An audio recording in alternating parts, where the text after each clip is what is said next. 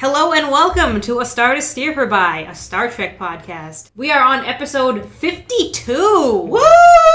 Nice. No, you're not gonna woo, Chris?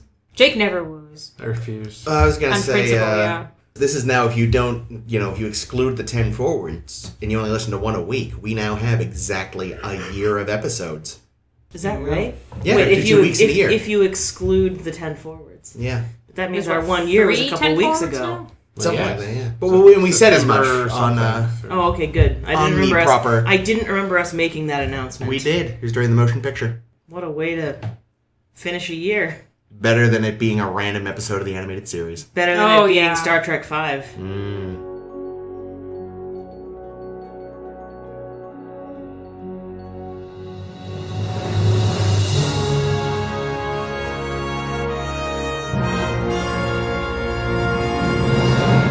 Anyway, Ames. Yeah. So this week, we are talking about the search for Spock. Where is he? It's like a Where's Waldo book. It's like, where in the world is Carmen Sandiego? Carmen Spockiego. Candid Camera? Candid Camera representative. Nope. Wow. Candid Camera Diego. is what David claimed he was working for when he filmed Spock and Savick doing it.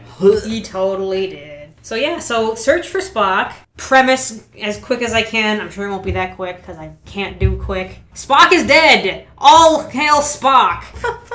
Spock put his engrams into McCoy's brain piece. Nice call, Zach. Nice.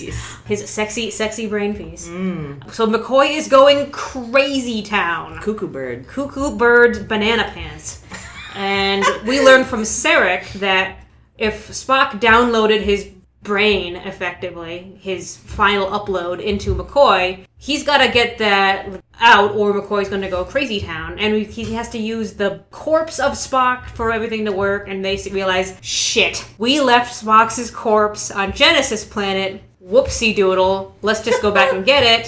For some reason, the Federation is against them going and getting it because everything Genesis related is taboo now. I have thoughts. Oh, yeah. So Kirk, against orders, decides, welp, we're gonna do it anyway. We're risk court-martial and go obtain Spock's body so that we can take a file upload out of it, upload it back wherever it has to go, and de-crazy McCoy. Even though crazy McCoy is like the sexiest McCoy. They're all sexy, though. It's true. Meanwhile, on Genesis planet, Savick and David have found that Spock's body has basically restarted itself and is rapidly aging back to adult. So they find a child that's basically a blank version of Spock with no brain and ability to do things other than kind of walk around and have fits. And eventually fuck. Eventually! So they realize, okay, we've got to save Spock. We've got to get off this planet because the planet is fucked over because David took a shortcut making the fucking Genesis device. The Klingons, however, have learned all of this and want Genesis device for themselves. They go down, they capture Savick, baby Spock, post-Ponfar age. And David, just as Kirk and crew have managed to bop their way out to Genesis planet. And they meet up with Krug, played by Christopher Lloyd, who's a Klingon apparently now. And they still quite haven't fleshed out Klingons, but we're getting there, guys. Kirk and Krug battle it out to get the Genesis device. Or the Genesis information, which Kirk doesn't really have anyway, so I don't know what Krug wants. And which Krug already sort of has? What more does Krug need? Well, he has the video. He has the video telling him what Genesis is. Yeah, but what does he think? That, Kirk just has the formula in his back pocket for how Genesis is made? Maybe he thinks he has access to the database. Formed? I don't know. Ooh. See, when one Genesis planet really likes another Genesis planet... Armageddon. Oof, basically. Fight to the death with Krug over Spock's body, because Spock has re-aged back to the same age he was as Leonard Nimoy, because that's easy. It's convenient. That's easy for everybody. Krug dies horribly in a stupid lava pit after being kicked in the face. With an embarrassing cry as he falls. Oh no. Too soon. They all take Spock's body over to Vulcan to hang out with our high priestess, Talar, who agrees to take the engrams out of McCoy and cram them back in the living but not, mentally there. Spock's brain hole. Yeah, shove it right up the brain hole. Alright, you're good. Yikes. It's like forcing a canned chicken into a bowling ball. The fuck is wrong with you? Chicken? Never heard of canned chicken? I've heard of canned chicken. I've never heard of having to cram it places. Well, Put it into a bowling ball. Apparently. It's the best way to eat it. Anyway, success! Spock lives. Spock has to kind of rehabilitate himself back to understanding what being a person is again. But McCoy's okay now. Everyone's happy. And Spock recognizes Jim as his friend. The end.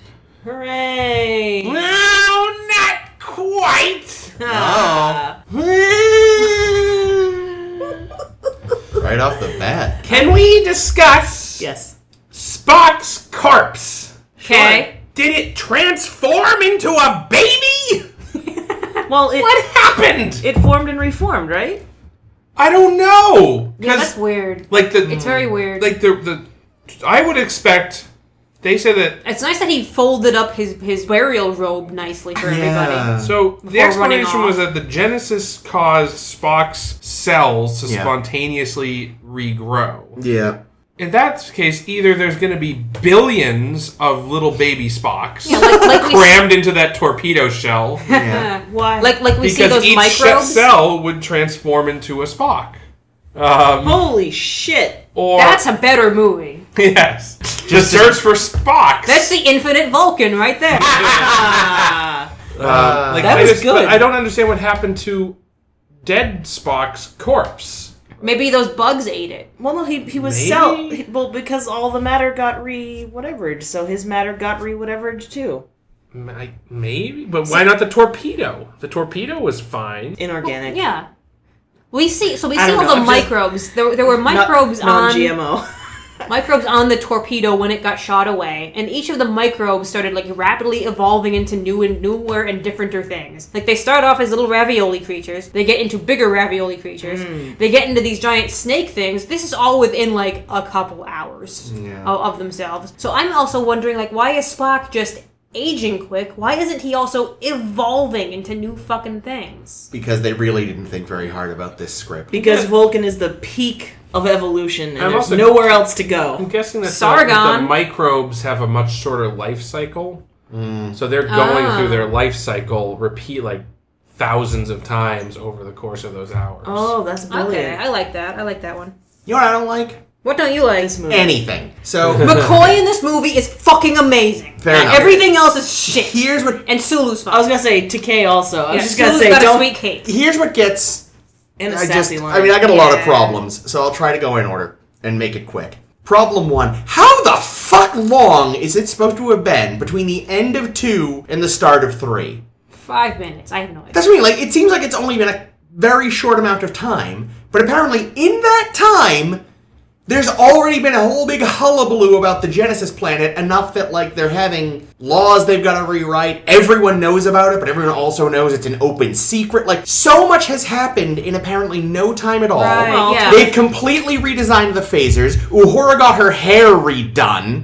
What the fuck else? She's just fabulous. She's got to do that. Savick got transferred to the Grissom. Yeah, along with Savic's David. whole face changed. Yeah. Carol yeah. Marcus died. Apparently. Did she died? No, she's just not there without she any ceased- I was gonna say, did I miss that? She We ceased to never exist. mentioned Khan again. No. No. No.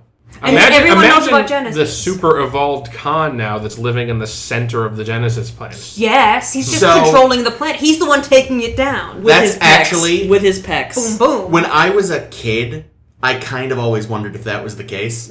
I always imagined Khan had actually been evolved by Genesis, and part of the reason the planet suddenly starts to collapse so rapidly is because he knows Kirk is there. And he's punching his way out of the planet to kill Kirk. And then Yeah. he moves to I the buy it. center of the center of the galaxy and starts telling people that he's God. Even better. Like in Guardians of the Galaxy 2?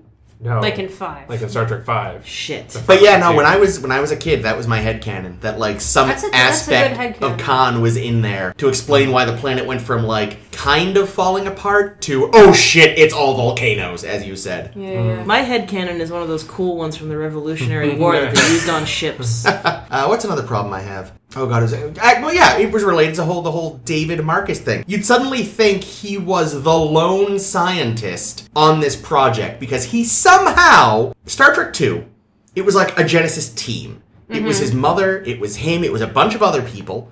And not just They're people, all dead now. Not even just them though, because she even mentioned in 2 at one point that they waited to do this while everyone was on leave. So there were a bunch of people that weren't there. Like a shitload of people worked on this, but somehow, even though it was David's mother's project, not his, he secretly slipped in some proto-matter. And no one else noticed? How do we know he didn't just kill everybody to keep his secret hidden?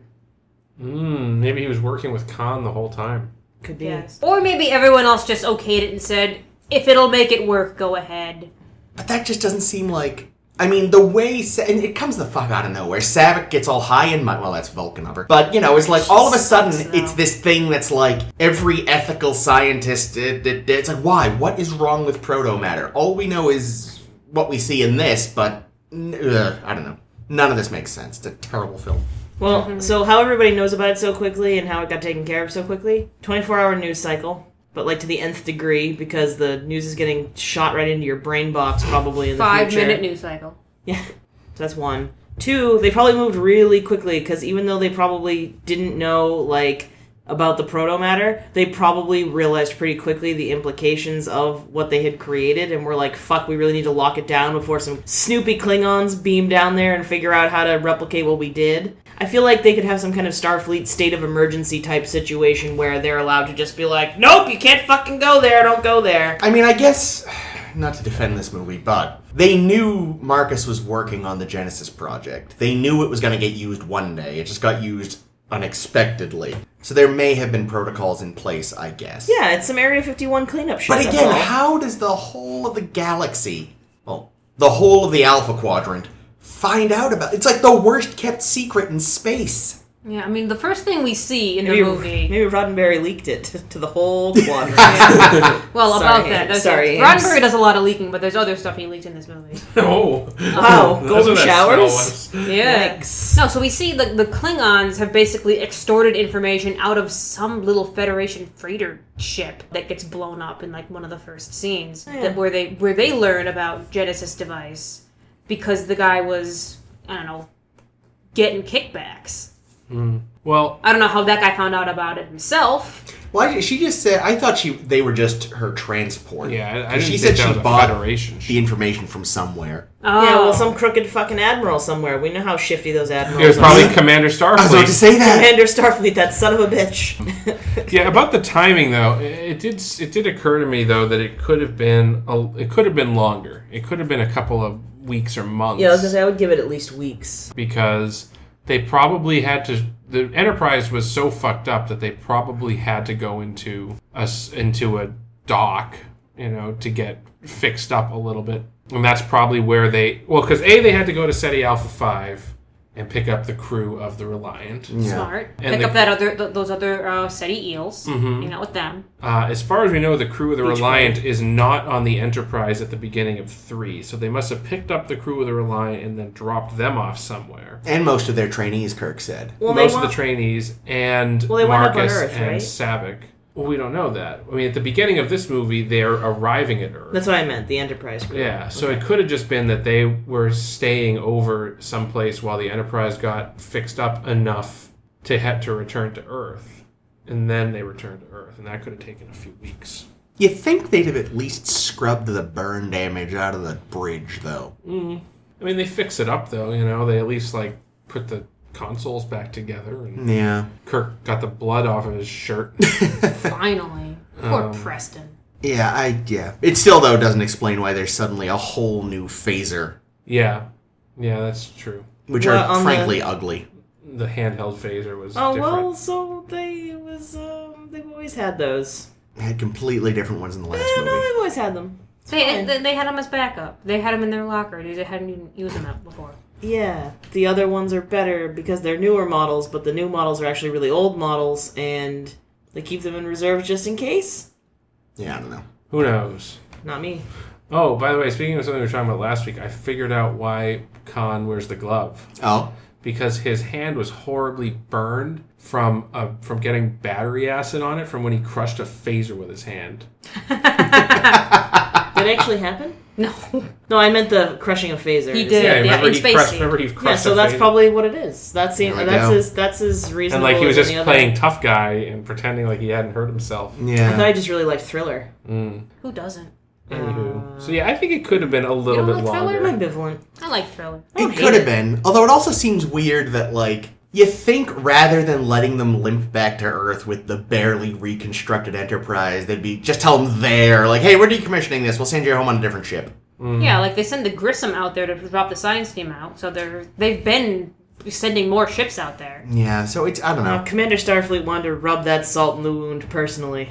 What just call him Commander Starship? I meant No, Commander... you said something Commander Oh, Starfleet. good. Commander Should we Starfleet. explain Commander Starfleet since it's just an in-joke that makes no sense? You know, it makes sense if you've watched the movie. There's the guy, the admiral, that basically tells the crew that the ship's being decommissioned. Later, he goes, "I'm Commander Starfleet," Yeah. and he So identifies himself as Commander Starfleet. And they did say his name briefly, like, Yes. over the comm before he shows up. They say, "Oh, Admiral What's His Nuts will be here to debrief or something." Commander Starfleet will But be here. it's easy to miss, so we just ended up thinking of him as Commander Starfleet, which is a great name. And we decided that Starfleet is actually named after his family, and they founded it. Yeah. Yep. Yeah. Yeah.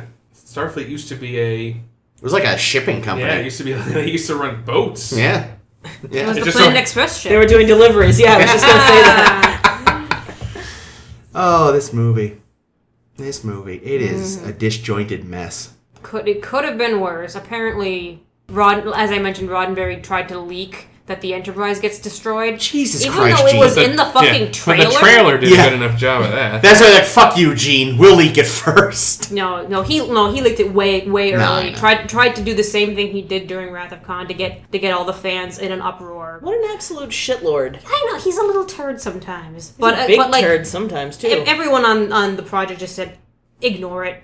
Who cares? We know how to make movies. We proved it with Wrath of Khan. And Ooh, they're gonna eat those words. Yes. there were some good elements in this. Everything McCoy touched in this movie was gold. I mean, listen. Here's the thing. Star Trek V is terrible. You know who's still good? McCoy. Always. McCoy being good has nothing to do with the movie he's in. McCoy is always glorious. McCoy was good. They brought back His James coat was Horner great. to do the music. Oh, so the George music was Takei's good. cape was great. Yeah, the civilian costumes were a mixed bag, actually. Oh, God. Sulu and Chekhov's McCoy were were bad. fine. Chekhovs were bad. Shatner looked like he was wearing like a hospital gown with a lounge coat. And a tracksuit. Oh, I missed. Yes, there was the tracksuit Well, as well. I remember when I was The hospital gown, he wears that pretty much all through the next movie. He does. And, I remember when I was a kid, my father saying it's almost like to design Shatner's shirt, his like the main shirt he wears for most of the movie. It's like they took a frilly shirt but cut the frills off, so all you've got is this weird scalloping. And then he's got the matching like scalloped belt buckle. He's got Yeah. two What is belts that? on, by the way. He's got a belt for his jacket, but then his pants also have a belt. I mean, jackets can have belts. I have jackets with belts. Yeah, but I mean, his is like it's weird though that it's like he's got both because it's not like an overcoat. Because at one point he has an overcoat over that coat. Holy Like, shit, 3 belts. I just don't Actually, understand yeah. how And they, in his they hat. never changed clothes during this movie, really. Yeah. You know, they were on the ship, so they all had quarters on the ship. So, like, Shatner could have gone into his quarters and... But the ship was decommissioned. Did they take Yeah, they everything probably out? took all their stuff out. I think so? And they left everything else? I think Listen, they were busy the Didn't- whole time. Didn't for a Kirk change like twice though? Well, yeah, he changed, but, like, Takei... At the toast, That's he's true. wearing his weird kimono thing, and then he's still wearing his weird kimono thing throughout the rest of the movie. Listen, He just they're added not. great He cape. put a coat on. They're not well paid, okay? I do kind of like that. Chekhov only owns that one suit. And clearly, at some point, the people making the movie realized that the collar was fucking asinine because it disappeared. On Chekhov? Yeah, he had that weird little like fucking 5-year-old in the 1800s collar. I know, it looked like he was like, gonna get a shave and they'd like put a bib around. Yeah, and then just suddenly it was gone and he just had a black turtleneck. That's better. They dressed him so poorly. Poor Chekhov. And then the fucking one of you was aghast by them, but it's true. Like the uniforms of the guards at that yeah. little Starfleet prison McCoy was in, Yeah. with the guy who was antagonistic for no reason. Mm-hmm. Like, he didn't know they were about to try a jailbreak. He just decided to be a dick to Sulu. Well, what an asshole! Well, that's Well, why no, I think he's the Sulu's- I think he's the Buttercup guy from Yes. from Star Trek 2009. Yeah. Oh, the one in the bar. That's what you were talking Yeah, about. yeah. The one who starts the fight in the bar. I didn't understand who you were talking about at Cupcake, not first. Buttercup. Yeah, Cupcake. yeah.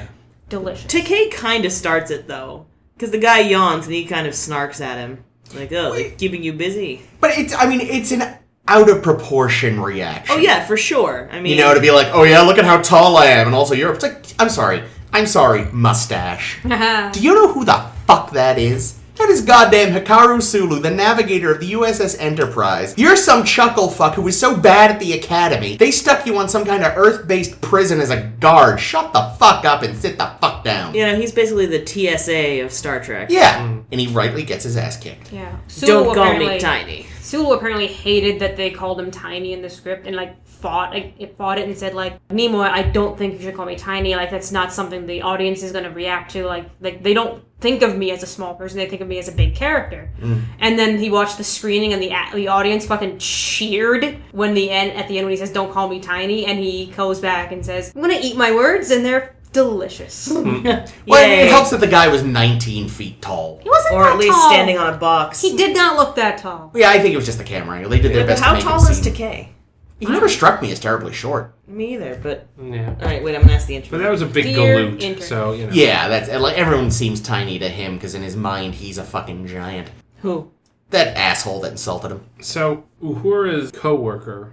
Mr. Adventure. Mr. Adventure. He's actually credited as such in the Really? credits. That's Yeah, good. he's Bill Smith or whatever as Mr. Adventure What? The guy, the transporter operator. Yeah, no, but why is he called Mr... because he talks about how he wants adventure in his life, and she says, "I'll have Mr. Adventure eating out of my hands" at one point. But what I don't understand, because he makes a very good point, how did Uhura get that job?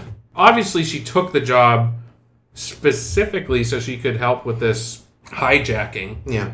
But did she just call Starfleet yeah, I have, 20 years experience as, I'm a commander rank and I want to work in the transporter room at Space Dock. I wonder if she hacked a computer and entered herself as that position. I like that idea because it's way more interesting. That's way more interesting than her just getting assigned to the transporter room. Her going through interview processes to having to go to, and what, can you explain your resume to me? Well, you see, for many years I was a communications officer on the Enterprise, and You might have heard of us. George kind of a big deal. George Takei's only 5'6", which Really? I never would have guessed. Wow. So I can understand why he'd be pissy about being called tiny. That's fair. I mean, that's not tiny, though. For a guy, it's pretty short. I mean, I'm 5'5".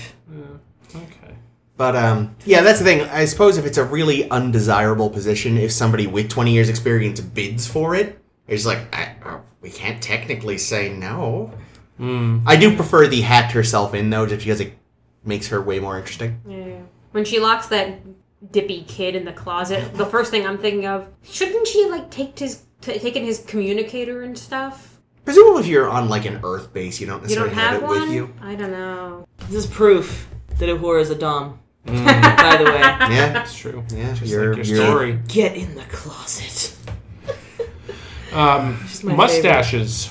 No, lots of mustaches. Lots of mustaches. It Some was- funny batons, too. Well, yeah, I mean, 'Cause- there's Captain Fancy Baton with Captain his Fancy mustache. Commander Starfleet. Commander Starfleet. That guy from Starfleet. What was he? Starfleet Security? He The wasn't guy that intelligence. arrested McCoy. Yeah. Don't call me tiny. Don't call me Tiny. Yeah. Scotty, obviously. Yeah. Well, He's I mean, mostly he is mustache. the mustache. Yeah. I mean, you know what it was? James Doohan is the Scotty. mustache. Scotty started wearing a mustache, and suddenly half of Starfleet had grown out mustaches. His DNA has little mustaches. His little sperms have mustaches? Ooh. Them too. Them too. Little swimmers with little mustaches. That's why he doesn't have kids. Yikes. True. I'm sure if we looked in the wouldn't background be of their right. little bar scene, there'd be some mustaches there.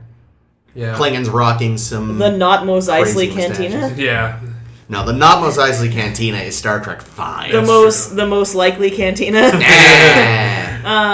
God, what the That fuck? alien That guy? guy. Why did he sound like Yoda but not good and look like a fucking grouper but also not good? I detested his makeup. I don't like anything about him. I fucking hated him. All the way through. All the way down. Shit. It's just really off-putting for me because they clearly put a fake lip in front of his real bottom lip. And you could always see his real bottom lip touching his upper lip. So is that what they did? he had like a double lip going on, and it was very disturbing. I thought they just colored part of his lip black. No, I thought it was a trick of makeup. The inner one too. It's really bad. distracting. Whatever it was, I've always hated it. I didn't even watch the lips at all. I was busy watching all the holes in the ears. Oh yeah, those are disturbing. I liked that. I liked the gap in his teeth. As a member of the gap-toothed people, I was pleased, but I wish they would have given it to someone who didn't suck so much. Yeah, like I said, he looked like Captain Picard's fish. Yeah. No, he looked like the fish monster in BioShock 2. Remember? No.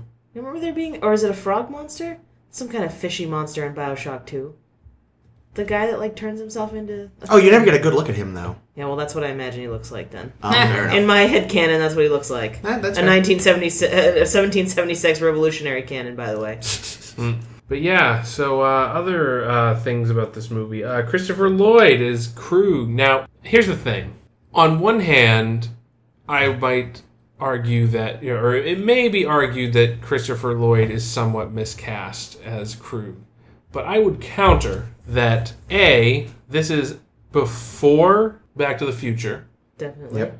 Therefore, like, our association with for Christopher Lloyd is Doc Brown. So it's hard to see him doing anything and not think Doc Brown. Yeah. Well, Doc See, Brown I think Cuckoo's Nest. I haven't seen that actually. What? I know. You've never seen it? I thought we watched it together. I've seen it. I saw a stage production once. I've never seen the movie. I could have sworn that I watched it with you. Nope. Who the fuck did I watch it with? I don't know. Oh, well, whatever. But yeah, I'll most fix people it. our It's age, he's either Doc Brown or Judge Doom. That's true, yeah, Judge Doom. And of course, I mean, at this time, the thing he's probably would have been most recognized from is Taxi. Or Cuckoo's Nest, which I'd forgotten he was in. But again, I don't know, I feel like that was much earlier, though, wasn't it? But yeah, no, you're right. He was Reverend Jim. Because Taxi was on TV at this time, I think, right? Maybe. Yes. Was Taxi he still was- on in the mid-'80s? Was it still on? I associate the Taxi with being, like, older than that. It was like more older. 77 through 85 or something. Well, let I me, have no let me idea. find out. I have no idea. It lasted a while, and he didn't become a regular until late in the series. So, Taxi was 78 to 83. so he would have just Okay, so finished it his run, just ended. and he would have just gotten off being Reverend Jim on the regular. This was 84. Yeah. And One Flew Over the Cuckoo's Nest was 1975. So yeah, it was a little ways before. But so anyway, so like I feel like part of the reason why we don't see him well in this role is because we associate him with Doc Brown or Judge Doom. I mean, don't get me wrong. I still love or him in the Uncle role. Fester. Or Uncle Fester. I don't love him in the role. And I also think that a lot of the things that he does, mannerisms, things he says, his intonation in his speech, ultimately is the blueprint for what Klingons will become. So I have to tip my hat to that. Having said that, I can't help but wonder what other actors from Taxi were considered for the role. Because Danny DeVito as Krug is absolutely something I need to have in my life. Oh, he's so teeny tiny. Do you want to know who Nimoy actually wanted for the role, but was declined? Can you give us a or hint? what the producers refused? Can you give us a hint? Edward James Olmos. That is not a hint. That is the answer. Really? I don't give hints. That Also, I don't know what hint I would have given for you. That's interesting. I don't know if I Wonder know what, who that why is. did they He turn was down? in Blade Because Runner. he's too small. Oh, he was also Commander Adama on Battlestar. I haven't seen it. Yeah, he's one of the main guys in Battlestar. He's like a gruff-looking man. Oh, Blade Runner. Was he the guy with like the scar? Well, he He has pockmarks. Yeah. Yeah. Oh, yeah. The one with the hat makes the little origami shit. Yeah, the origami. That's it. Yeah. Yes. Okay. Cool. That would have been weird. I don't know. I can kind of see that working though. It just, like you said though, like, considering this laid the groundwork for Klingons in a lot of ways, it would have been a very different performance, and Klingons would have gone in a very different direction. Yeah, possibly. Because what Lloyd clearly did was realized he was in a terrible B movie, and he just was like, fuck it, I'm gonna choose some scenery. And it's great. He just throws himself into it head first, and it's completely ridiculous. I don't think it's because I don't consider the Klingons as people who can be ridiculous. They are in depth. They are everything they do is ridiculous. Everything is doing. Well, To you, everything they do is ridiculous. To them, they don't consider themselves ridiculous. They are the most, like, honorable, violent people that exist. There was a line in Wrath of Khan where they say, Klingons don't take prisoners. And then the first thing crew wants to do is take prisoners. And you're like, what the fucking fuck?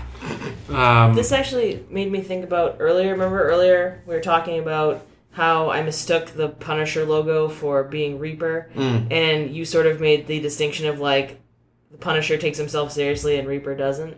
I feel like that's how. Well, like Reaper takes himself seriously, but the game doesn't. Right, and I kind of feel like that's how Christopher Lloyd's Klingon came off, as like not being taken seriously in the film either. Like Ames was saying, it just doesn't really feel like a good fit. I mean, they still, like I said, I think they're still working towards what the Klingons are. I mean, compared... The Klingons, they were gonna stab Saavik in the back. Yeah. That does not sound like Klingon behavior. But it does sound like a TOS Klingon. Well, again... True. Yeah, True. and the other thing, too, it wasn't like stabbing in the back in the sense of, like, I snuck up on my opponent and stabbed them in the back. It was specifically an execution. Plus, That's a good point. if you wanted to say, if they're all obsessed with honor, they don't think of these as honorable prisoners. Right. They don't deserve a to-the-face death. That's I also think fair. they would think that. Maybe. I don't know. Again, this is also because they're in this... They don't get, as far as I know, like quite as obsessed with honor until TNG. Yeah. And they start Yeah. to give them more of a culture than just the villains. Yeah, the Shrug. kind of violent guys with brownish skin. Yeah. He did have an awesome puppy dog, though. Oh, poor The pup. weird lizard dog. Yeah, the internet tells me that the puppy's name is Fifi Rebozo. That can't be right. There's no way a Klingon named its dog Fifi. Maybe, I think they may have just called it that on the set, but that's what the puppy's name was. Fifi Barbozo. And it- Why do I know that name? What? Keep going. Oh, okay. Well, say this. Was it a Targ? It's a Targ. Because that's the pet that Worf had as a child. I do not know. That's why I know the name. Charles Gregory Bebe Rebozo was a Florida banker and businessman who became famous for being a friend and confidant of President Richard Nixon. Oh. Ha! So that's why he Fucking was nerd. Fifi. That's fucking wonderful. That's great. Does that mean he was trying to make Krug Nixon? I'm very confused. Well, that would explain why he was so ridiculous. I mean, Lloyd's voice Chris just- is kind of like a caricature Nixon voice sometimes. Chris has a fucking Nixon boner right now. Do you see? Do you see I how he felt can't it. deal? I just the love the table idea of the... Oh, I hope that was the reason. Nixon is a Klingon. My God. So we're not sure how we think about the Klingons yet. We have a new Saavik, too, which I have even less esteem for. Sorry, Robin, whatever Curtis. Curtis. You're more like shit, Curtis. I think... To her credit, That was very clever, Jake. I thought about that one for hours. considering the script she was working with, This is true. considering she was brought in probably... Like, why was she brought in? Did you say they Because didn't want to pay Kirstie Alley, or Kirstie Alley didn't want to do it? She read the script. Well, no. What I read was Kirstie Alley says she was offered the same as she was offered on Wrath of Khan and wanted more, and what Nimoy says was we couldn't afford her. So, So Somewhere, it sounds like she wanted a raise the money and they didn't wouldn't give it happen. to her. They couldn't give it to her. fucking Nichelle Nichols was probably still getting paid what she was paid on the show. I don't know if fucking Yeah. Kirstie Alley gets off. Well, Nichelle Well- Nichols was in like 30 seconds of the movie, so... Yeah. Yeah, but... And still got fucking her entire pay. See, I think this is where we're gonna disagree. I actually preferred Robin, what's her name, to Oh, Kirstie God, Alley. Really? I thought her look was better. I thought her look was better suited The to... look was fine. The reading of every line, like I understand that trying to be a Vulcan and trying to like wipe the emotion from your voice, is very hit or miss. Like you either sound like a bad actor or you sound like a Vulcan, and she sounded like a bad actor. I don't know. I didn't think Kirstie Alley was doing that much better I of a think job. Kirstie I Alley guess. was. I don't know. I really liked her performance. It was like the fact that she was somewhat emotional, Kirstie Alley, in Well, that role. yeah, that's true. But that makes me wonder if what's her name was getting different direction, because Maybe. I didn't get the impression that she was even trying to be at all emotional. But that's the thing. Like, I wish It's that like apples and I wish that the oranges. actor had studied Kirstie Alley's performance more. Oh, that's offensive to actors everywhere. Why? What do you mean? Oh, go be this actor that we're replacing. Yeah, with if Go you're, be this if you're character, hired though. to play a character, I don't know. played by another actor, I don't know. think Do you think Darren II was told to study the moves of Darren I? Absolutely. I doubt it. I think if you're being called in as an actor specifically to replace another actor, part Chris, of the you're an job actor. is replicating that performance to an extent. You're an actor. Weigh in. I've never been called in to replace someone like that with an established role. Like, I don't know Not what necessarily the editing is. replicating the performance either, but replicating the character at least. Yeah, like, I imbibing the agree. same traits. I agree that they should have said, like, all right, you're young, so you're still not quite as good at reining in your emotions. Or maybe they finally mentioned, oh, P.S., she's apparently half Romulan, which you mentioned last week was supposed to be a thing, but it never made it. What I will give Robin Curtis is she did let them do more to her eyebrows. Yeah. That's one thing I meant to mention last week and forgot, is, like, they clearly didn't really do anything to Kirstie Alley's eyebrows. Like, it seems like they maybe plucked out a little to give them an arch, but they still angled back down. Like, they look like human eyebrows. Well, here's my other question. If they knew, Kirstie Alley's not coming back, we still want, another Vulcan character to hang out with baby Spock, why not just write a new fucking character? That's what I'm thinking. Obviously, it's not the same character. So if they didn't, didn't want her to replicate Kirstie Alley's performance, then they should have just made it a different character. Yeah. And really, the only reason it has to be a Vulcan is so that she can plow baby Spock. Like, Well, there's no other reason to be a Vulcan. I guess they Wow, wanted... baby Spock. Ooh. And considering he was her mentor, that just makes it extra weird. I feel like it takes away from the character. I don't know. It's Which character, it's tough him and or it's her? weird. her. Both of them, I guess, but...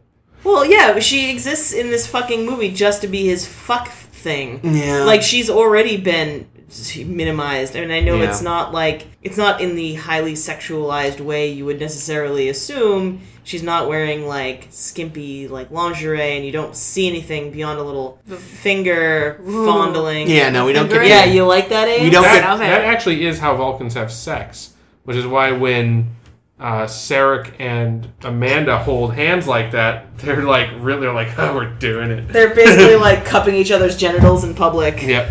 Well, That's not- Amanda has. I was gonna say, but that's not how humans have we- sex. So for her, it's nothing. she's- For him, it's just. Well, she's got a vibrator. Yeah, we don't get full-on eroticized Vulcans until Enterprise. But my point is just that, like, she sort of already is, like, her sole purpose. Yeah, no, you're right. Is really just like a Yeah. vessel, a Ponfar vessel, and I Yeah. don't really feel like. But you're right. I mean, in that case, why not just have it be Vulcan woman number 2? Well, because then. I mean, again, this film does not care about aesthetic continuity. The equipment completely changed, some other things completely changed. Fuck it, Saavik can completely change, but it's still technically Saavik. The tricorders completely changed. Like, they look more like they did in the original series now, but in the last movie, they looked completely different. So, yeah. What do you got, Ames, on your list? You got a lot of stuff. I got a lot of Yeah. stuff. Well, let's start with some things that were cut from the original script, because they're always fun. Oh, dear. The original script, which was called Return to Genesis at its first draft, I wonder what that's about. had Romulans mining the Genesis planet until feral Proto-Spock started killing them off. Why didn't they do that? I don't know. It sounds better. Way better. Angels and Ministers of Grace Defender. Feral Proto-Spock. That sounds And- terrible. and Sounds Also- fucking amazing. And also, the Vulcans were threatening to leave the Federation because of the Genesis device. Because it's so destructive and it's so against their But Spock principles. was totally down with it until... Okay. He's half human. Yeah, there's that. So at no point were they going to do my idea of transferring Spock's brain into Saavik. God. Anything else they cut? Not off the top of my head. Apparently, Spock's hair, fingernails, and facial hair while he was growing up on the planet at the speed Oh, of yeah, light. light. you said that, Jake, didn't Yeah, I you? noticed but then I was thinking, so I noted that he didn't have a beard, although he clearly had a 5 o'clock shadow, Yeah. but that's just because Leonard Nimoy is a hairy man. But I Wow. wonder if... Can But Vulcans... I can't act. That's what I was thinking. I can't actually remember any time we've seen a. Oh, Vulcan wait, yes, with- they can grow facial hair. Well, at least Who in the cares, Mirror Spock? Universe. Oh yeah, Mirror Universe Spock did have a rug. That's And right. Mirror Universe from Enterprise will also have a goatee. No. Can't remember his Is it name. Paul? No, she doesn't shave something else. Oh my. Oh my! Much to That's- chagrin. That's very Chiffon. blue of you. Chris doesn't usually go for the But yeah, so I was thinking the same thing, Jake, but as soon as we start, it's like, wait a minute, mirror universe. That's right. Although maybe in the mirror universe, Vulcans can grow facial hair. Yeah, I don't know. I feel like the timeline didn't split early enough for evolution to be that drastically different. So You nailed it. Okay. Well, let's change tracks. David Marcus dies, and no one gives a shit. Stupidly, lamely, and I was watching the scene, and I'm thinking to myself, like, why don't I feel anything for this? This is probably supposed to be, like, a big deal. It's a big deal to Kirk. It's supposed to be, it's his son. Because it's not earned. It's not earned. There's no emotion to it. There's no music playing underneath to tell you how to feel. Well, look at it this way. This movie, there's no music during the fight with Krug at the end to tell you how to feel. This movie was a trade because they traded Spock for David Marcus and the ship. That's really what this movie was about. There we go. It was about taking... I mean, that's literally what Sarek says, yeah. Yeah. Like, okay, we're going to take the ship, which is, people are attached to the ship. And David Marcus, who Kirk likes and, still gives Kirk something to be sad about. But we get Spock back, so yay! I mean, I think the problem is we spend a lot of not even sure if he knows Kirk is his old man. Mm-hmm. Their little moment at the end feels a little forced even then.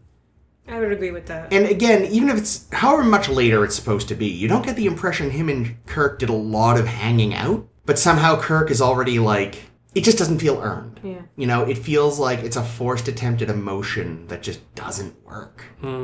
I feel like even if you haven't spent time with your kid, if you are a human being, you probably would have some kind of visceral reaction if someone captured Kirk progeny. does. He has a reaction. His reaction's alright. Yeah, Kirk's reaction makes mostly sense. But I'm saying us caring. as the audience. No. Because we didn't see their relationship, because we can't... Honestly, I'm glad he died. I fucking can't stand that character. He's a whiny little shit in 2, and in 3, he's a smarmy little turd who, likes to watch Savick bang kids. Well, to keep saying it like this. He was clearly legally an adult at that point. It's fine. I don't know. He was like 4 A days day old. old. Yeah. That's also true. It's a hadn't good thought point. of it that way. But even so, he's like 14. He has the the first mind time of he's a still child, a kid. though. No. But he's also adult Spock. Here's the thing. He doesn't. Oh, he that's has true. no mind. He's mindless. That's what I'm saying. He's got the mind of a 3-day-old I baby. don't think he even has that. No, he has nothing. I mean, because gotta McCoy walk. has all his marbles. That's right. Wow. He needs one of those Aggies Actually, to does he know how to walk? No, he does know how to walk. We see him stand there. We see his footprints in He's the snow. he's a walking wank. That's what he's got. Walk and wank. Yeah. Let's talk about the Grissom. What a shitty little rinky-dink piece of crap ship. One hit from a Klingon ship and it blows up instantly. I get that it's a science Did they even vessel. know the Klingon ship was there? They didn't, did they? So they didn't have shields or shit. I felt like they did. I thought Did they knew they? there was... yeah, because they... Weren't they cloaked? Yeah, but they decloaked and Savick knew that they were being attacked. Oh. They said, "Oh, hold on, hold the phone a sec. We're being attacked." And I get Yeah, they suck then. maybe you've got a science ship, so maybe you don't give it a shitload of armaments. But to be on the safe side, you give it a shitload of armor and shields, because you know what the galaxy looks like. Yes. You know it's full of Klingons and Romulans who want you dead, and random pirates, and God knows what else. Also, what the look, the Oberth class is cute. Until Oberth? you... Yeah. That's the name of that Yep. class? Okay. God, no wonder I didn't have friends as a child. I had few, it's fine. But when you actually think about the ship, how the fuck do you get from the saucer section to engineering? Transporter. You go through the nacelle. Right, that seems dangerous. Water slide. Ooh. Zip line. Yes. Both of those things. Like, that Isn't design... it- A water slide zip line where you go down the water slide, jump into the air, catch hold of the zip line, and ride it the rest of the way down. Or vice versa, zip line and land into a slide. Catapult. Like, like, that is definitely something that was designed to look neat without them actually thinking, wait, does any of this make sense? The Great Glass Elevator. Upways, sideways, downways. I think a turbo lift does all that, but, like, does it... Like Jake said, it has to go through the nacelle. And the nacelle strut. So transporter. So Ames was right. It was just Right, transporters. so that's even worse, though. Like, a ship that you can't get between two parts of it without a transporter? What the fuck? What if power goes down? Jeffries tubes? That's wildly inefficient. It's stupid. It's a stupid design, and we're gonna keep seeing it because they reuse that model over and over. Isn't that the fucking ship Riker served on? The Pegasus or whatever? Isn't it an Oberth? Yeah, I'm trying to remember if it's definitely a little ship like that. But we definitely see the Oberth again in future, though. It's a funny little thing. Yeah, I don't really have much else about this movie, to be honest. It's not a lot going on. The Vulcans were assholes, as they always are. Vulcans are fucking That's assholes. consistent. Sarek comes in, says, Kirk, I'm not going to explain what I'm doing or what's going on, but I need to mind meld you for reasons that... Well, first of all, he's like, party's over, everyone leave. What a fucking party pooper this guy is. Honestly, I like to imagine they were like, this is fine. Kirk's kind of boring. They wouldn't have to bang an after party at Sulu's. Yeah, Vulcans, they're just shit at telling you what's going on. Because we saw this on Amok Time, where it's like, Kirk, you're going to fight. Okay, what am I doing? And they don't tell him it's to the death. Yep. They don't tell him, like, oh, we should, download Spock from your brain. Yep. And here's the thing about, so if Spock... If one of Vulcan's dying, he's supposed to upload his brain to whoever's around. Mm-hmm. Spock has nearly died countless times. Yeah. When he went on that fucking suicide mission in whatever fucking Space Amoeba episode, he didn't do it then. Nope. Like, this is stuff they just made up so that we can, make sure to get Spock out of McCoy or what have you. Yeah. Like, how many times could this have happened now and he hasn't done a fucking thing? Get Spock out of McCoy. I wish I could quit you. Push you so much it hurts sometimes. I just feel like the climax of this film, and I sort of feel like the climax of Wrath of Khan too, were just super anticlimactic, and I know I brought this up when we were watching Which in this episode do you consider the climax? I mean, I guess... the death of crew? Yeah, like, I consider that to be the climax. And it's like, there's a short, shitty... Very badly shot and choreographed fight. Yeah. Oh, that fight. Which, like, I think, Chris, you Kirk's said, getting like... old, so... His stunt doubles... I keep getting older, but the stunt doubles stay the same age. Hey! And that set wasn't cooperating, I hear, because those fucking rocks that were supposed to be jumping out of the ground because the planet's getting destroyed, because Khan is punching it from the inside, they apparently weren't working, and it was supposed to have a fight that contained more jumping from rock to rock and, like, dynamic stuff. And maybe music, because that would have fucking helped. I wonder how much Shatner was involved in planning that fight scene. Oh, God. Because I'm sure we'll talk about this when we get to 5, but originally Kirk was supposed to fight a rock monster. Yes, I've seen photos of the unused rock monster. It looks terrible. Like a stop-motion rock creature or something. Ooh. Like, Kirk really just wanted to fight things in these movies. Can we talk a little, too, about just, like, how... we like Wrath of Khan, and, and this movie exists. But how, in neither case are we're very far from the show Star Trek in a lot of ways. In both of those movies. Because, in the show, there would be fights, but, like, the solution often ended up, like... An intellectual solution. It was like, outsmarting the enemy, or Kirk outsmarted Khan a little bit. Yeah, he got him with, the weeks or feel like days, days feel like minutes. 3D thinking. 3D printers. And thinking of and becoming a submarine. But, I don't know. I feel like in these movies, and especially in this one, the solution is just punch the other guy until he dies and then kick him in the face until he falls into some lava. Well, Kirk tried to reason with him, but he had to be all Klingon about it. Yeah. He should have clung on to his foot harder. Yeah, I tried. Welcome to Caitlin. But Kirk has been able to reason with and not... With Klingons, though? Yeah, remember he convinced Kang to have a party and laugh. Oh, Day of the Dove. Yeah. See, I was thinking of Core with that fucking, not the Metron, the other ones, the Orgonians? Yeah, the Orgonians. And he and Koloth... Organians. He and Koloth touched dicks a bunch. Well, Koloth is a special Klingon. It's true. Koloth is the best. I love Koloth. So, we talked about the lack of music in the fight scene and this and that, but I mentioned earlier, I do like the, James Horner is back, who I love. And what I really like about this is that he doesn't just bring back the theme from 2, which would have made, many people, myself included, perfectly happy. But the theme for this movie was actually, it grew out of the music that ended Star Trek 2. the music sort of continues a narrative weirdly. Like, a new theme forms.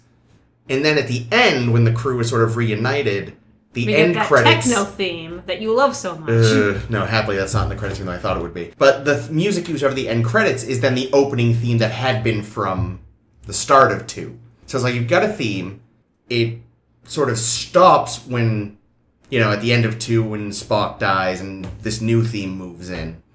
It continues with that, and then once everyone's sort of reunited, the original theme, kicks back in the closing credits. It's an interesting sort of... arc. Yeah, via the music. And yes, for some reason on the soundtrack CD, there is this weird 80s synth and drum machine heavy version of the Search for Spock theme. I don't know why. I'm sure it's on YouTube if you'd like to look it up and wonder why. Is it one of the presets when you get like one of those electric keyboards and can hit a preset? God, it probably is. Maybe it's a big hit at the Most Likely Cafe. Gene Belcher's a big fan. Thank you. I like the Most Likely Cafe. That's good. Thank you. I don't get the Or reference. Cantina. 'Cause- Most likely. Most likely. Okay, I don't yeah. know. Sorry, I forgot we called it that earlier. It's alright. Um. I'm just being a goof. Oh, Captain Fancy Baton, his mustache. Yeah, that's right. You want to talk about him earlier. We got on a mustache tangent. He What a dick. he's a total dick with a stupid baton. Is he the one that's like, oh, you can't have yellow alert from a in Space Dock, Yeah. which doesn't make sense. And you can totally have yellow alert and anytime. RoboCop's boss was like the helmsman or something, the navigator. He's in RoboCop? Yeah, Oh wow. wasn't he? Wasn't he the guy? I haven't seen it in ages. I'm It pretty could have been sure. though, because that's a funny thing. Is like he's sort of a bit part in this, but that's Miguel Ferrer, Jose Ferrer's kid, and he himself will go on to have a pretty good career. He may have been in RoboCop. In fact. Yeah, I think he. It's been a long time since I've seen RoboCop, but I'm pretty sure he's the guy that was running the RoboCop program. Yeah, may have for been. OCP. Yeah. Huh. But yeah, Captain Fancy Baton there with it. I think it's supposed to be like a futuristic riding crop or something. Well, I thought That he beats his subordinates. I think it was the keys to the Excelsior. That's right. I don't know if you said on the air before, but And you the said city. that before. He just seems like such a prick.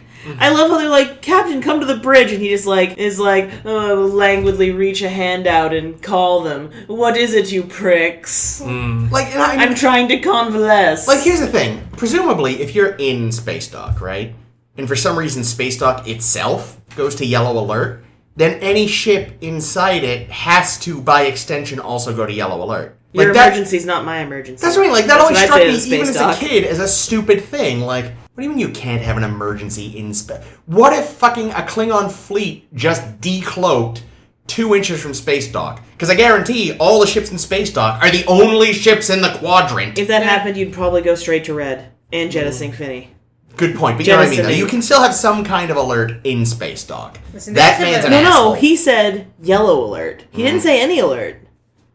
Maybe you have to go straight to red when you're in dock. They just have a schedule for when they jettison Finney. Yeah.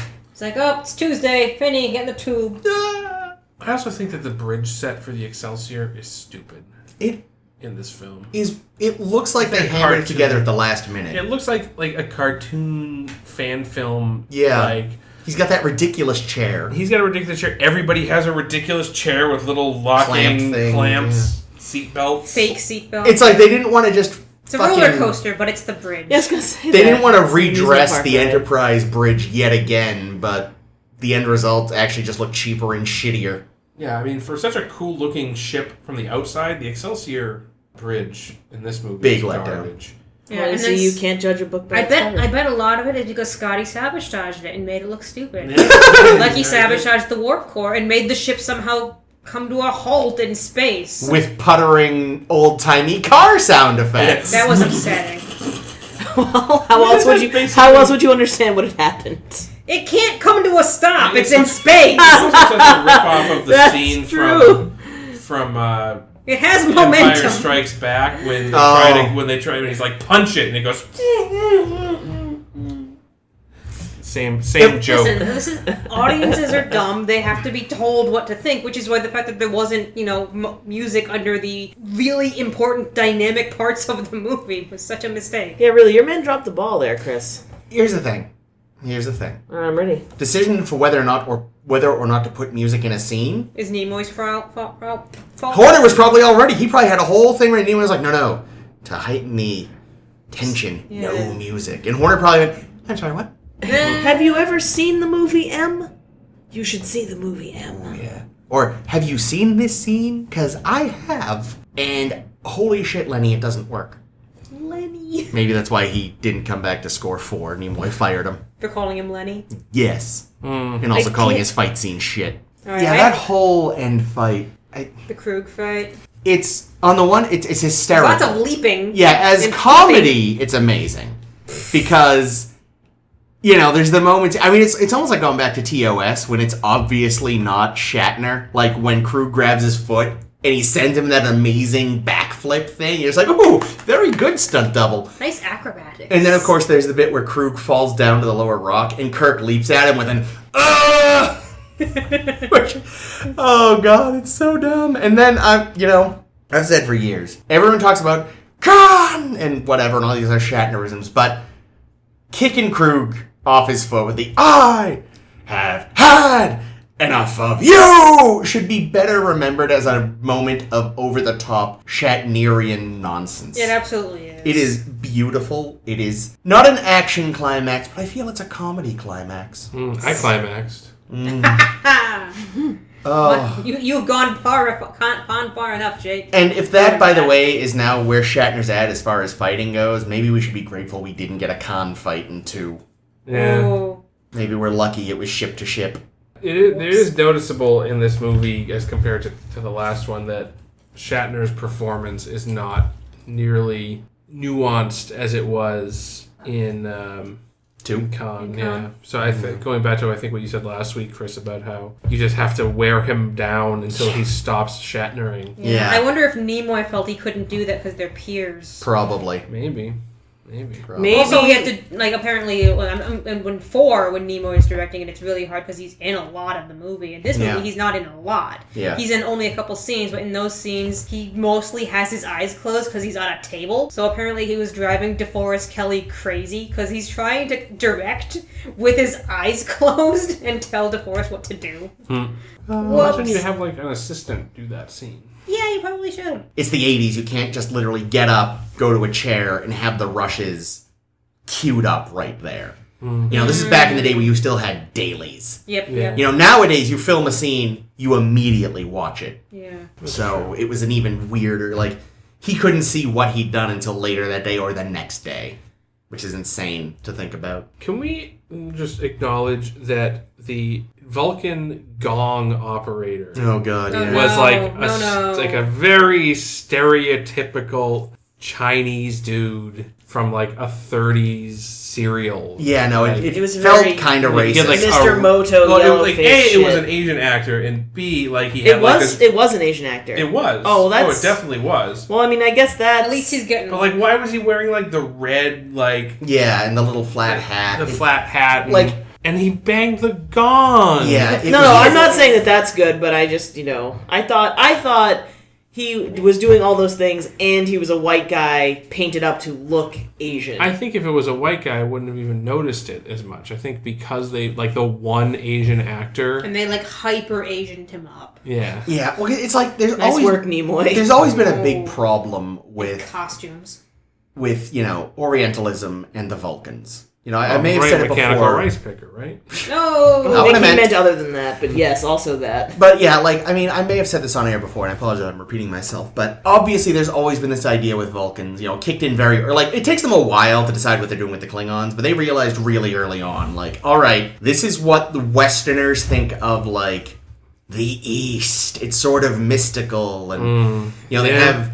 they're very logical, and blah, blah, blah. And having this guy there just seems to really drive home this upsetting and disturbing sort of racist idea that got injected into the Vulcans and never quite goes away. And maybe Leonard Nimoy was trying to make commentary about that by his use of this man on the gong. I mean, Nimoy himself, I think I've mentioned before, he got cast a lot as Asian characters because, he has a very distinct face shape and stuff like that.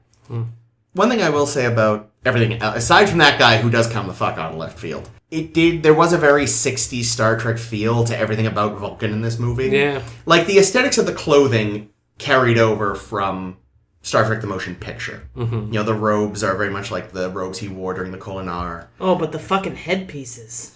Yeah, but like the weird Some of them were headpieces, the cool. hats, the strange weapons, the shape of the gong was straight out of Amok Time. Like, Right, yeah, the very 60s stuff, yeah. Like, he brought a lot of that along and merged it with what had been established in the motion picture. And so that was kind of, if nothing else, kind of cute. It was like, oh, it's so 60s Trek right now. Do you think it was inspired at all by Gallifreyans? We met Gallifreyans by then and who we had, Wait, right? what? They didn't have the stupid... Oh, no, they didn't have Headpieces the in stupid the headpieces 70s by and then. 80s, yeah. The Gallifreyans are the Doctor's Time Lords. people. Okay. Yeah, They're and they very have Vulcan. big robes and big stupid headpieces. Nice. I don't know. I don't know. I do give Talar a lot of fucking credit because for once a Vulcan actually explained what was going on. And she actually tells McCoy, this is very dangerous. Do you want to do the thing? But I'm wondering, like, he's going to go insane otherwise. Yeah, no, So it was kind of what's the option there? Yeah, no, there was none. But what Hell I of a liked, time to ask. that's what I was Love gonna say. you. I liked that he said that because it's like it felt again like he was there at their behest, but didn't really know why until the last second. So it was still very Vulcan of them. But perhaps the reason why she was so clear about it was because she also was taken in by his charm, Oh. his southern charm, his good looks. Swoon. It's also possible that whatever he was being brought there for originally, before they realized, oh shit, we've got a living Spock here, so we could try this Right. forgotten thing. Yeah. Like, the original thing they wanted to do was maybe safer. Yeah, just do a download. Say, all right, we got Yeah. Spock out of there. You're good now. Like, I don't know if the writers knew what exactly... Because what's clear is, and I didn't... Jake mentioned it last week, and it occurred to me, oh yeah, I never thought about this. They don't know they're going to Genesis to find a living Spock. Yeah. They're just They think they're finding a looking for corpse. What happens to other Vulcans that don't, download themselves into a person? Like, we saw, like, the I want to say, the Intrepid? Yeah. From whatever episode of TOS where a whole ship of Vulcans blew up. Yeah, they're just fully dead. That guy They that died all on their the, cotters are gone. Yeah. that guy that died on the transporter on his way Yep. on the Yeah. motion He's picture. dead. Yeah. But, yeah, so I was going to say was, I don't know if the writers had thought about what exactly... Like, good writers would have thought, all right, here's what they are going to do. It's just never going to happen. So, years later, Star Trek will figure out what the hell they were going to do. Because in Enterprise, they established that those Vulcans who die in such a way that they have the time and inclination to mind meld with somebody. Somebody who's not also about to die. Yeah, and preferably is also a Vulcan, and I think their brains can take it better. Oh. Get their brain, their Katras taken out of the donor or whatever and put into a Katric ark, which is like a little urn thing that other Vulcans can go to and like meld, and they can commune with And the it's thoughts of the dead. That's Shaped like cool. a water sprinkler with a little boy, and the water comes out of the penis. Yep. That's exactly what it's like. That's where I don't know where my mind went. I'm thinking that it's like You can cut this if you like. No, Oh, I gotta leave keep it that. in. You never go in that direction. That's amazing. You've seen those I was- water fountains. Yeah, I have. I I just was didn't in- see that coming. I was envisioning both the place where they store ghosts in Ghostbusters and also the pensive from Harry Potter.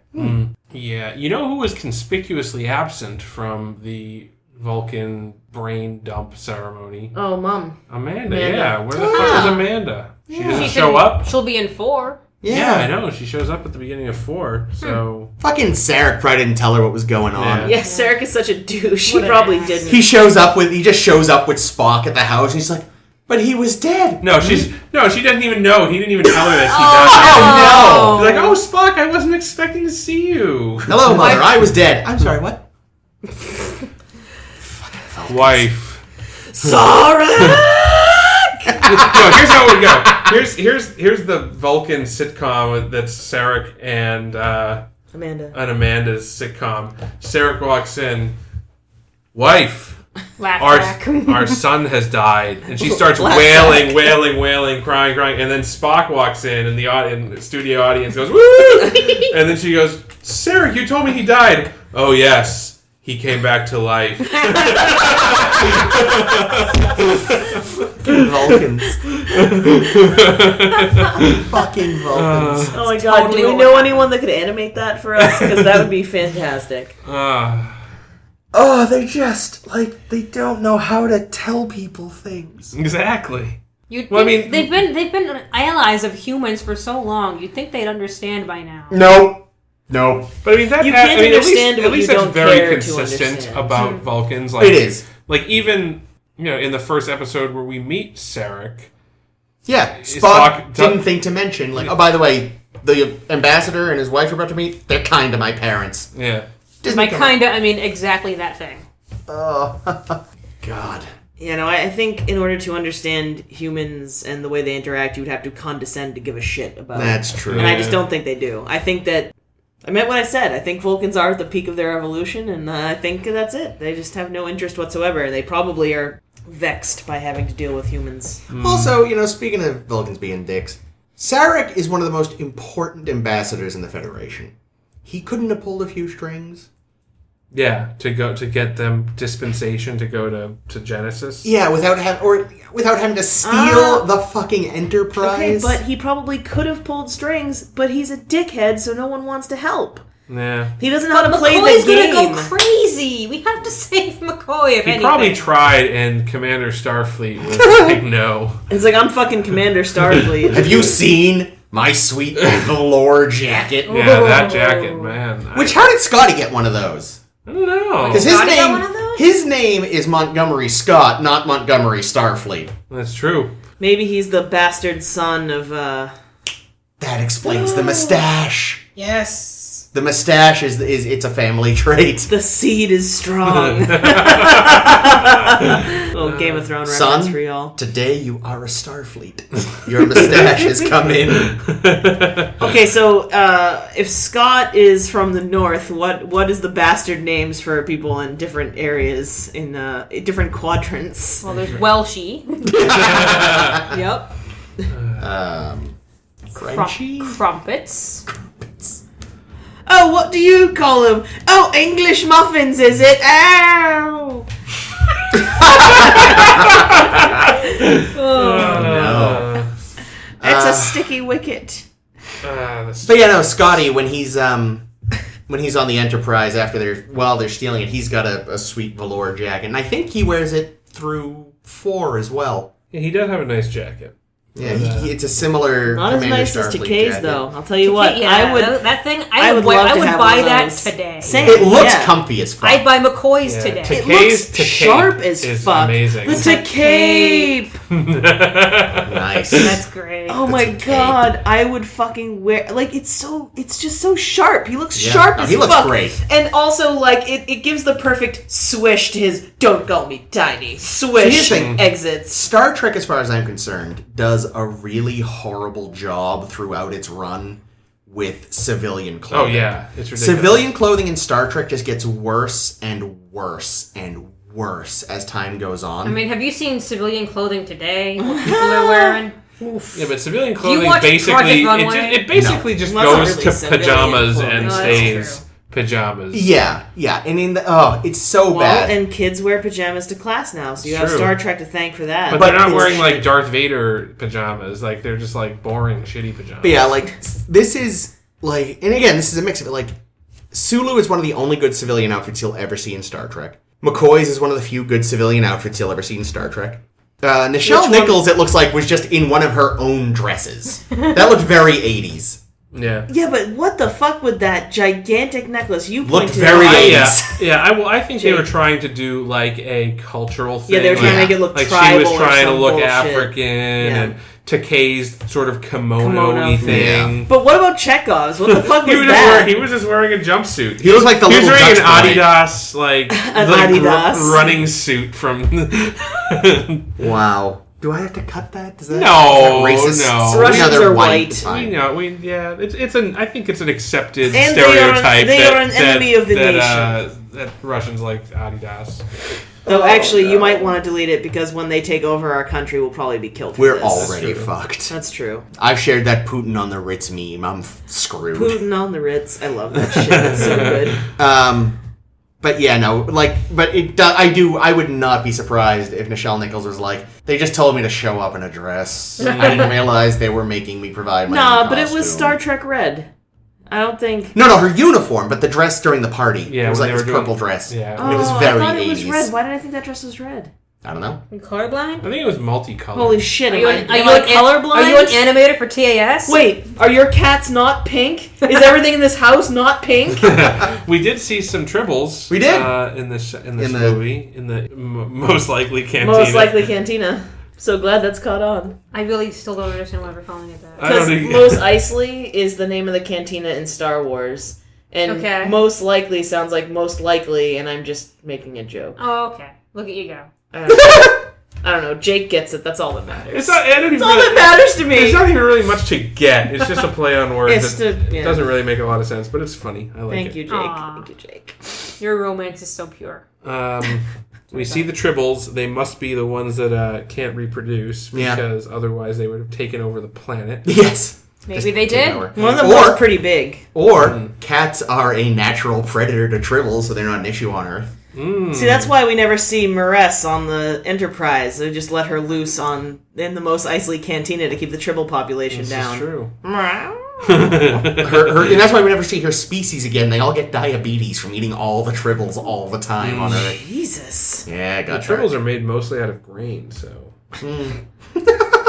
Hey, it's eating my grain. Oh god, those two people playing the 3D fucking Sop with camel fighting game. Yeah, which is yeah. And clearly the actors were told, alright, you're going to be playing this holographic game and the ships are going to be about a foot higher than the actors.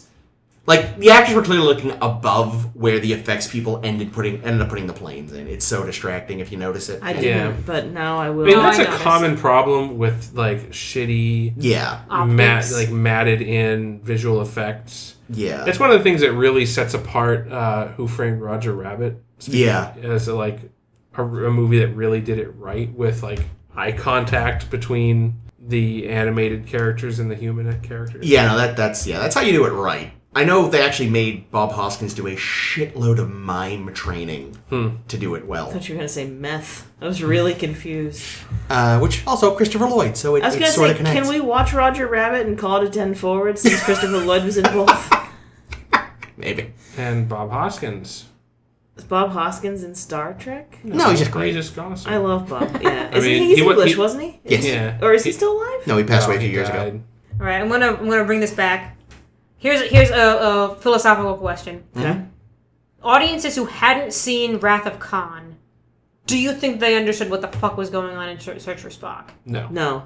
Not even with that previously on footage and Kirk's Oh, half an yeah. hour long lolling, traipsing monologue.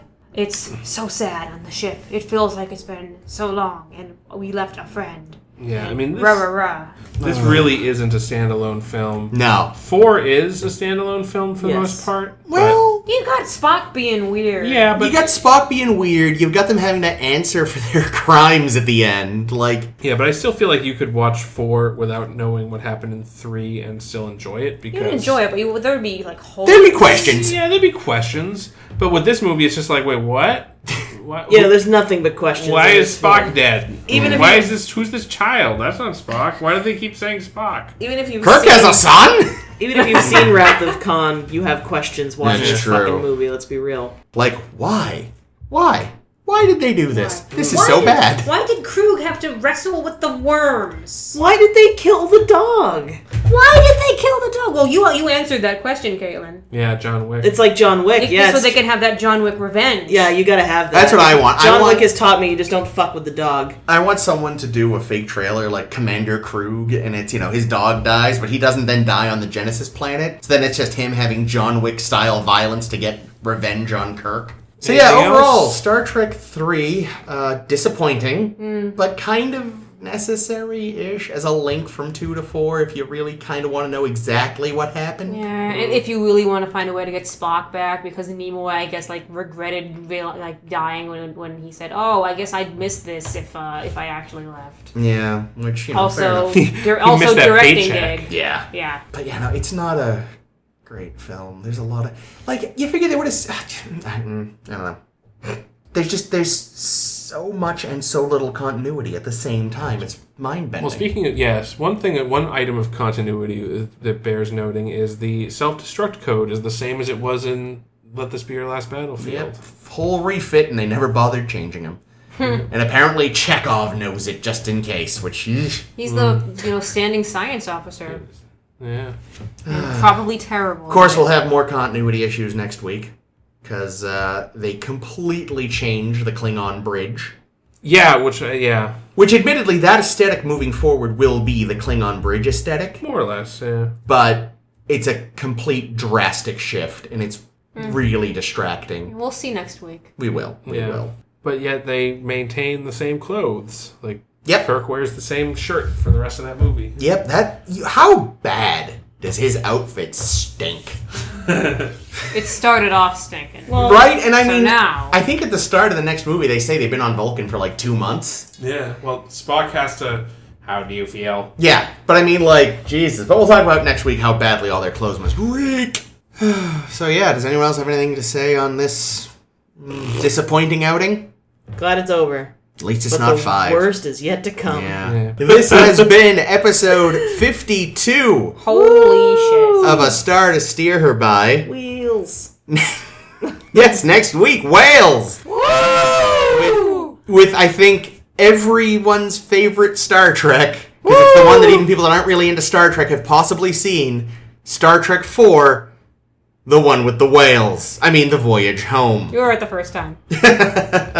And the weird punk on the bus. Yes. Do please find and like our Facebook page, A Star to Steer Her By. We are on Twitter and Tumblr as SSHB Podcast. Please subscribe to us on your favorite podcasting application, and if you use or even just have iTunes, please consider giving us a rating and review. 5 stars! For A Star to Steer Her By, this has been Chris. This has been Ames. This has been Wheels. And this is always Jake! Thank you very much for listening. Why are you wheels? Be sure- wheel. Be sure to tip your waitress. Be sure to No. check your wheel. Be sure to touch dicks. There it is. Oh no, that is not the new sign-off.